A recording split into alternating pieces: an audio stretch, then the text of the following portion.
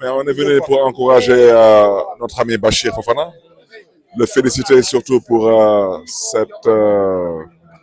belle œuvre qu'il a réussi aujourd'hui à publier, surtout pour éveiller les consciences.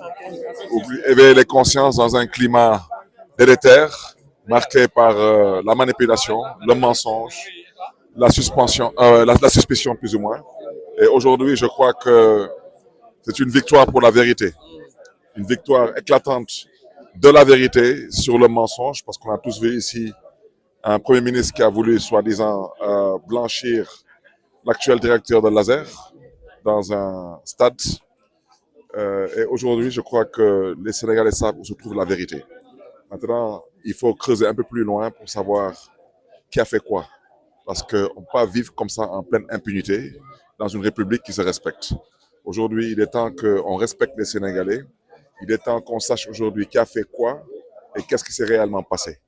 Et il est aussi surtout temps que la justice se ressaisisse. Parce que dans un pays de droit, on ne peut pas accepter aujourd'hui que la justice soit totalement aujourd'hui inerte face à des scandales de cette ampleur. Voilà, merci. bu baax di leen ziar di nuyu sama rak sama xarit di ko ñaanal yàlla te doon wax rek tey di ñëwoon teew ci lancement wu livre Bachir Fofana sur l'affaire Azer et ñun bi ñu ñëwee parce que daan nañ discuter lu bari man ak moom sur ces questions là et je me demande toujours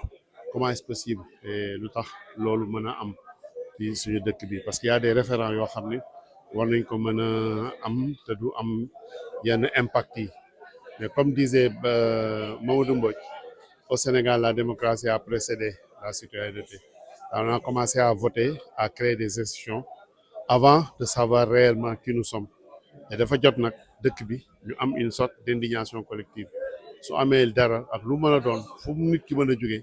ñu xam ne fii lii moo fii dëgg bi ak naka lañ ko war a traiter. Et je pense que su boobaa kenn du sonn parce que dinañ xam ne lii ku ko fi def tamit am na loola ciy fekk et loolu ñëpp a ciy d'accord Sénégal yëpp a ciy d'accord nga xam ni suñu sorte d'indignation ak suñu clameur populaire day nekk clameur boo xam ni dafay unanime ñëpp ànd ci d'accord ci li nga xam ne moom la ñu d'accord ak li nga xam ne moom la ñu d'accord loolu yaakaar naa ni bu ñu toppee livre bi nga xam ne moom la Bachir Fofana génn ak débat yi nga xam ne ñoo ci nar a soulever wu dinañ mën a dem ba def li nga xam ne moom la assises nationales yi par exemple amoon comme référent commencé woon ko muy liggéey bu mucc ayib nga xam ne doon nañ jox Sénégal benn référent national bu ñu permettre ñu xam ni lii lu ma nekk la ak lii lu mënul nekk la et loolu nag ça a été stoppé mais jot na acteurs politiques yi fi nekk ñoom it daal di jël sur eux de réunir tous ces intellectuels, tous ces acteurs politiques, tous ces acteurs de la société pour ñu réfléchir sur un référent national bu ñuy permettre ñu xam ne lii lu ma nekk la ci réew mi waaye lii nag lu mënul nekk la ci réew mi et loolu mooy suñu teewaay et Bachir di suñu xarit ñu koy ñaanal yàlla ko yàlla gën a yokk xam-xamam ak defar parce que man liiraguma livre bi en fait dama ñëw bon il m'a invité liiraguma livre bi jënd naa ko dinaa ko lire après dinaa gën a mën a dugg ci biir mais en tout cas comme disait Thianal tout le monde se tait sur des questions extrêmement graves 37 milliards c'est pas 5 francs c'est pas 10 francs il faut que nit ñi quand même à un moment donné ñu ressaisir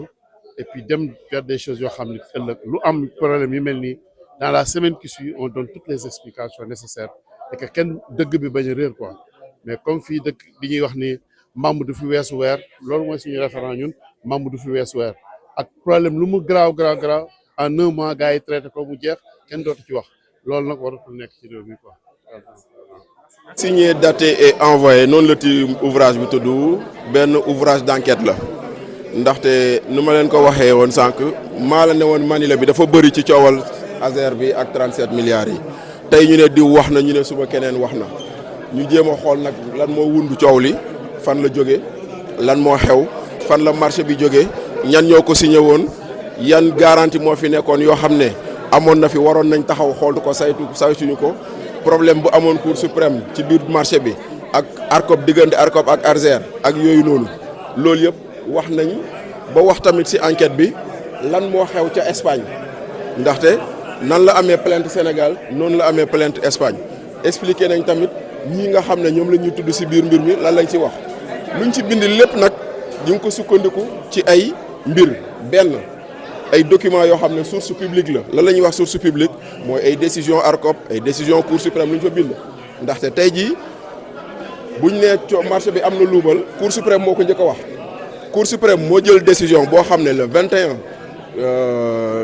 octobre 2024 la mu ne am na soupçon de prévarication sur les ressources publiques Cour suprême moo njëkk a wax ni njort na ni dañoo luubal alalu réew mi mais loolu malheureusement ñun médias yi gëstuwuñu ko lenn rek lañ jàppoon moo di ni Cour suprême nee na nañ ajani nañ marché bi wala nañ wéyal marché bi donc mu nekk beneen biir ci biir donc nag loolu yëpp lañ dajale gëstu ko ci ay sources publiques ci ay documents confidentiels ci ay sources kii ak ay discussions yu ñu am ak ñi nga xam ne ñooy acteurs ñi nga xam ne ñoo nekkoon autour de ce marché parce que tey jii nii bëri nañ ñu doon wax ci coowal Azer mais musuma gis ci médias yi ku interroger Baba Diallo te Baba Diallo moo nekkoon directeur général Azer mi signé marché bi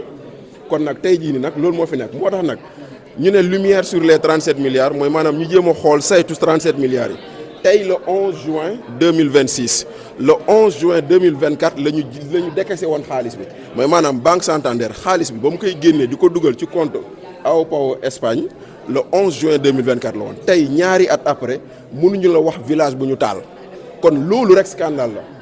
ndaxte xaalis bi jël nañ ko pour ñu électrifier ay village mënuñoo électrifier ay village xaalis bi gii kenn gisu ko ka jël xaalis bi kenn gisu ko ka war a saytu xaalis bi moo toog tey di défendre ko jël xaalis bi ci beneen côté bi chaque jour ñu naan ñu marché bi tout va bien ba tey jii nii ñun génne nañ bata livre bi terewul am na yeneen preuve yu génn yuy wane ni marché bi am na problème ba ñu ko doon défendre ñoo taxaw ñu ne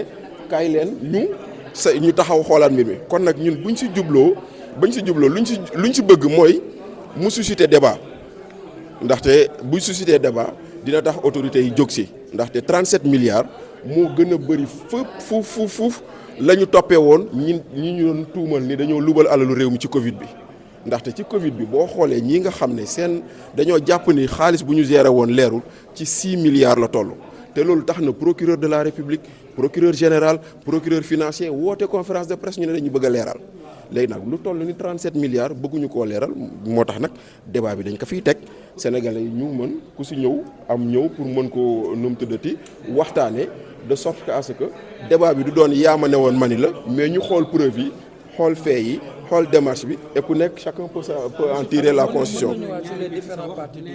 ci li nga xam ne moo di dossier bi nga soumettre accusé woo kenn. oui da nga teg sur la table mais aussi. derrière les chiffres il y a des préjudices qui ont été portés. est-ce que mën nga revenir sur ces waaw parce que xam nga ñun suñu rôle ce n'est pas de dire diw moo tooñ wala diw tooñul diw moo sàcc wala diw sàccul ndaxte dëgg la dossier bi tudd nañ ci ay nit nee nañ ñoo jël dem nañ sax ba dégg ministre bu nee nit bu dee yaa jël yaa tey loolu yëpp dégg nañ ko ci dossier bi mais ñun suñu rôle c'est pas de dire loolu dëgg la am du dëgg moo tax ñu ne on n'accuse pas ñun ce qu'on a fait c'est de présenter les faits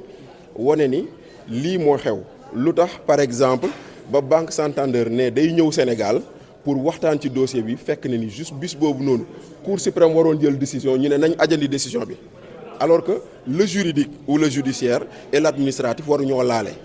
lu tax tey jii nii bis bu dossier bi ARCOP ne suspendre naa ko bis boobu la ñu dàq Sayer Niang lu tax loolu mu am donc ñun c'est des questions qu'on pose une fois qu'on a fini de poser les questions ñu bàyyi ku nekk mu tirer sur les conclusions mais nag ci biir conclusions yi noonu dafa am boo xam ne man daf ma soxal ndaxte ñun ay nitu àll lañu ñun nitu kaw gi la ñun dañoo jàng lu mu tuddati ba ñuy jàng fu ñu dëkkoon lampe bariwu fa dama noonu dañoo dëkkoon si ay dëkk yoo xam ne lampe mbedd yi bu tàkkee 8 heures 11 heures day fay dañoo dëkk si ay dëkk yoo xam ne nit ñi si lampe torche ak lampe tempête wala matt lañ doon ñiitu di leeral seen bopp léegi nag boo xalaatee ñooñu ñu dig leen lumière ñu toog di ko xaar ñu ne leen seen dëkk lampe bi mën na fi ñëw nga toog ñaari at di ko xaar kon nag préjudice boobu il fallait nit pointer ko pour ñu xam ni si coowal Azer bu ñu naan coowal Azer du 37 milliards kese ay millions de sénégalais la yoo xam ne dañ leen ne woon si ñetti at yi da ngeen di am lumière te gisuñu ko kon nag loolu day bokk ci loo xam ne bu ñuy teg débat bi bu ñu ko fàtte moo tax préjudice boobu noonu day baax ñu pointer ko.